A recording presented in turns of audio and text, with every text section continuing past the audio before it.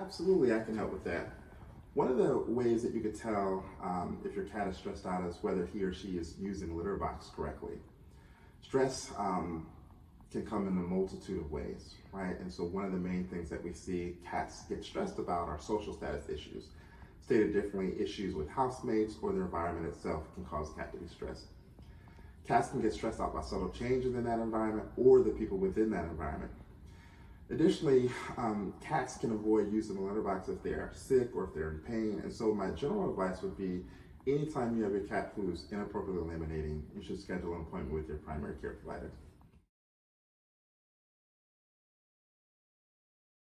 Well, hopefully your owner is utilizing portion control and a little bit of restraint. But that's a good question. So you don't necessarily have to feed your cat time feeding. So there's really kind of two ways that you can feed your cat. Avid feeding, meaning you allow them to graze throughout the day, or time feedings.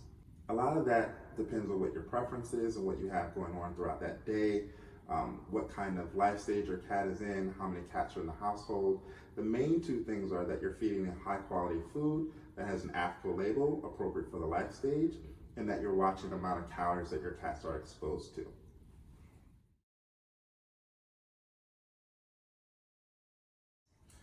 Well, unfortunately, there are a lot of plants that are very toxic to cats. And so some of these plants come with deleterious consequences if you do ingest those. Those consequences can span from gastrointestinal disturbances, liver and kidney issues.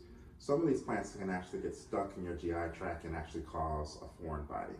And so, for a comprehensive list, what I normally would suggest is go to the local poison control and get that list. So your owner can bring the list to the house, so you two can go over that list together, so everyone will be on the same page, and so that you can stay healthy and out of the hospital.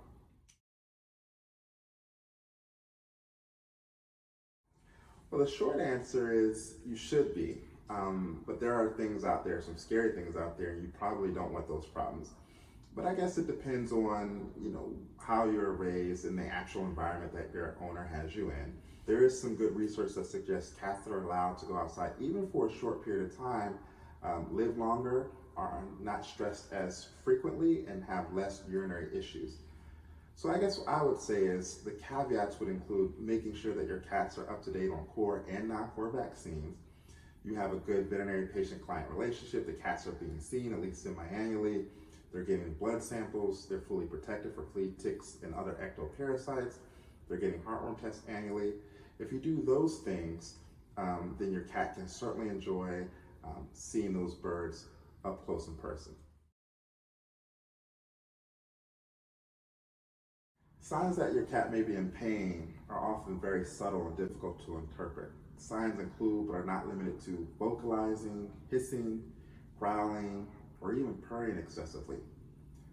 Cats may also have a decreased appetite, withdrawal from social interaction, frequent urination, sleeping more often, not using the litter box.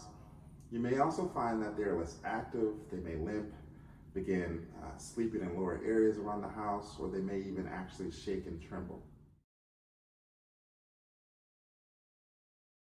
The reason for increased thirst and urination, or what's commonly referred to as polyuria and polydipsia, can span from very minor conditions to very severe conditions.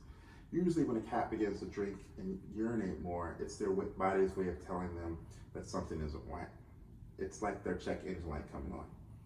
Depending on how your cat is otherwise acting, urgent care may be indicated, or you may need to bring them to your primary care provider as soon as possible. Diseases like cystitis, diabetes, kidney disease, and urinary tract infections, to name a few, are causes for increased thirst and urination.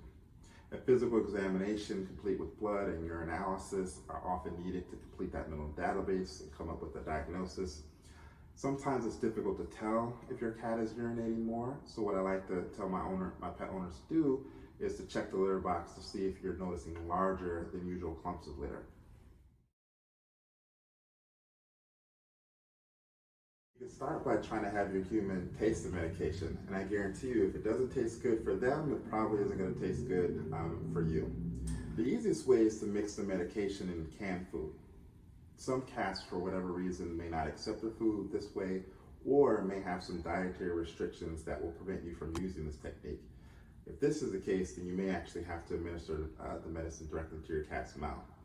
Now, cats have a very sensitive palate. If you imagine a toddler, they have a propensity to develop food aversions. And with that in mind, you only have one shot to get it right. One of the things that I like to do is discover what my cat's flavor preferences are. And once I found that out, I normally, specifically cats that I have on chronic medication, I'll call Wedgwood and have them compound my medications for me. And they have a potpourri of different flavors suited for your cat's flavor profile. Keep these tips in mind and you'll be an expert at giving cat medications in no time.